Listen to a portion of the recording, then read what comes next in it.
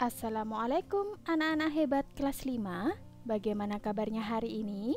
Semoga dalam keadaan sehat ya.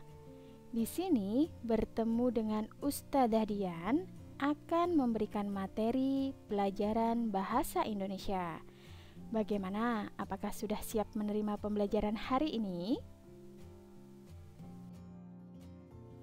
Hari ini kita akan belajar tema 1, subtema 1, organ gerak hewan, khususnya mata pelajaran bahasa Indonesia. Materi yang akan kita pelajari hari ini adalah ide pokok, kalimat utama, dan kalimat penjelas. Ustadzah mulai materi tentang pengertian ide pokok. Ide pokok adalah inti atau pokok permasalahan yang terdapat pada sebuah paragraf. Ide pokok juga dikenal dengan nama gagasan utama atau gagasan pokok dan menjadi dasar pengembangan suatu paragraf. Biasanya, ide pokok atau gagasan utama berada pada kalimat utama suatu paragraf. Selanjutnya, letak kalimat utama. Di manakah ya letak kalimat utama? Nah, kalimat utama biasanya terletak pada bagian yang pertama anak-anak, awal atau depan paragraf. Maka paragraf tersebut disebut paragraf deduktif. Ingat kata kuncinya, depan, berarti deduktif, sama-sama berawalan huruf D. Yang kedua, akhir atau belakang paragraf, maka paragraf tersebut disebut paragraf induktif. Dan yang terakhir, awal dan akhir paragraf, maka paragraf tersebut disebut paragraf campuran. Kemudian, bagaimana cara menentukan kalimat utama dalam suatu paragraf anak-anak? Nah, di sini Ustadzah akan menjelaskan bagaimana caranya. Kalimat utama didukung oleh kalimat-kalimat penjelas atau kalimat pengembang. Nah, cara menentukan kalimat utama biar mudah. Yang pertama, membaca teks dengan teliti secara keseluruhan. Yang kedua, carilah kalimat utama dari teks tersebut. Kemudian, ide pokok biasanya terdapat di dalam kalimat utama. Artinya seperti ini anak-anak, ketika kalian mencari kalimat utamanya itu sudah benar, artinya ide pokoknya pasti benar. Begitu sebaliknya, kalau kalimat utamanya itu salah, otomatis ide pokoknya juga salah. Maka dari itu harus dibaca teksnya dengan teliti. Diperhatikan setiap paragrafnya.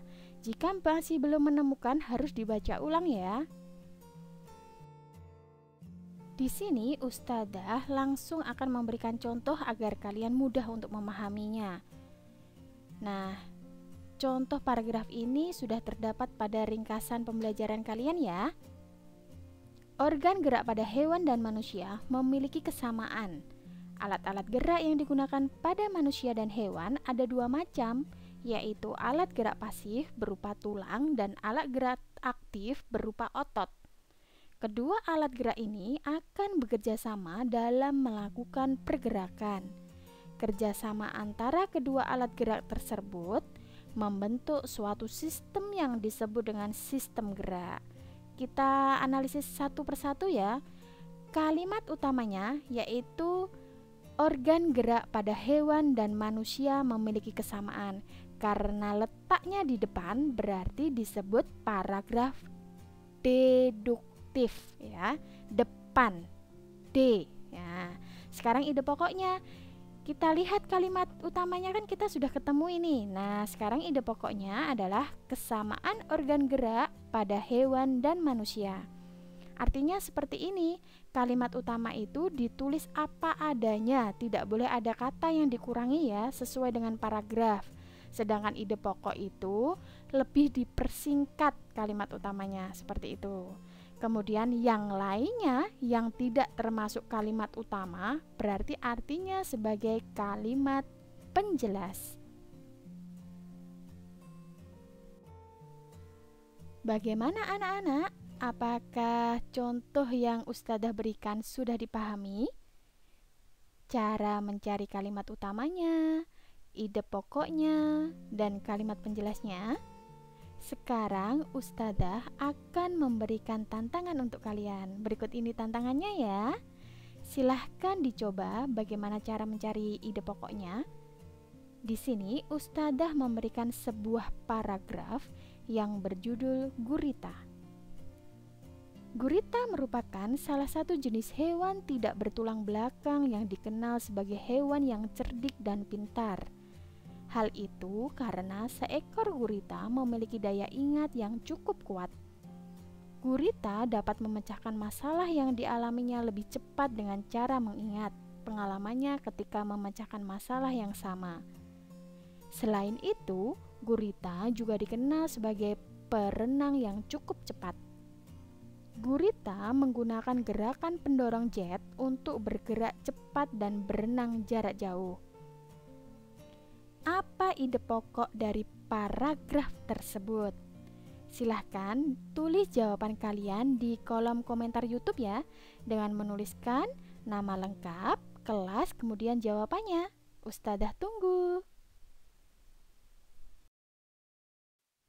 Terima kasih anak-anak yang hebat, kalian hari ini sudah mengikuti pembelajaran dengan mandiri dan bertanggung jawab.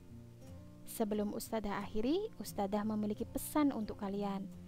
Tetap jaga kesehatan, tetap patuhi protokol kesehatan dengan cara memakai masker ketika keluar rumah, menjaga jarak, dan mencuci tangan ya. Semoga pandemi seperti ini segera berakhir ya, dan kita dapat bertemu kembali di sekolah tercinta SD Muhammadiyah 2 Bojonegoro. Ustadzah akhiri, wassalamualaikum warahmatullahi wabarakatuh. Sampai jumpa pada pertemuan selanjutnya.